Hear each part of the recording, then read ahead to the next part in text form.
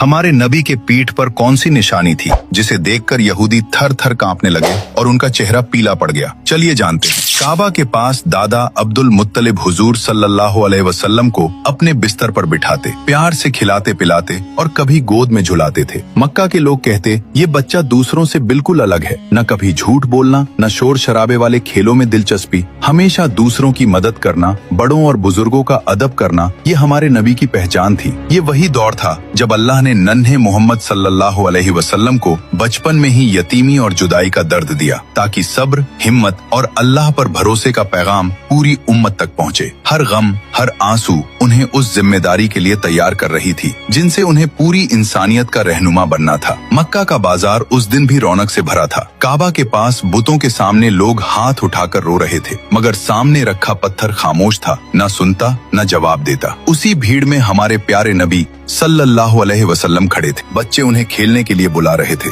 मगर आपकी निगाहें आसमान की तरफ उठी हुई थी, जैसे दिल गवाही दे रहा हो कि ये पत्थर कुछ नहीं कर सकते, अल्लाह ही है जो हर आवाज को सुनता है। उस दिन बाजार में एक यहूदी आलिम भी मौजूद था। उसे तौरात और पुरानी किताबों का बहुत गहरा इल्म था। वो दूर खड़ा ये सब मंजर गौर से देख रहा था। उसके दिल में सवाल उठा, ये बच्चा दूसरों से अलग क्यों है? ये भूतों की तरफ क्यों नहीं देखता? इसकी निगाहें बार बार आसमान की तरफ क्यों उठ जाती हैं? वो धीरे धीरे हमारे नबी के पीछे पीछे चलने लगा। जैसे ही उसकी नजर आपके दोनों कंधों के बीच पड़ी, उसका चेहरा फीका पड़ गया। आपके कंधों के बीच मोहरे नबूवत साफ नजर आ रही थी। यहूदी थर थर कांपने लगा और कांपते हुए कहा, यही वो आखिरी नबी है, यही है वो जिसकी निशानियां हमारी किताबों में सदियों से लिखी है। लेकिन उसी पल उसके दिल में जलन की आग भड़क उठी। उसने सोचा, नबूवत तो हमारी कौम को मिलनी चाहिए थी, ये अरबों का बच्चा कैसे? शाम होते ही वो अपने साथियों के पास पहुंचा, जहां और कई यहूदी आलिम जमा थे। उसने कहा, आज मैंने उसे देख लिया। उस बच्चे की पीठ पर नबूवत का मोहर है। वो बुतों को नहीं मानता, उसकी निगाहें सिर्फ आसमान की ओर उठती है। वही आखिरी नबी है। ये सुनते ही बाकी आलिमों के भी चेहरे पीले पड़ गए। एक ने तौरात की इबारत पढ़ते हुए कहा, यहाँ लिखा है, मैं उनके भाइयों में से तुम्हारे जैसा एक नबी उठाऊंगा। भाइयों से मुराद बनी इजराइल के भाई हैं, यानी अरब, क्योंकि हजरत इस्माइल अलैहिस्सलाम और हजरत इसहाक अलैहिस्सलाम दोनों हजरत इब्राहिम अलैहिस्सलाम के बेटे थे।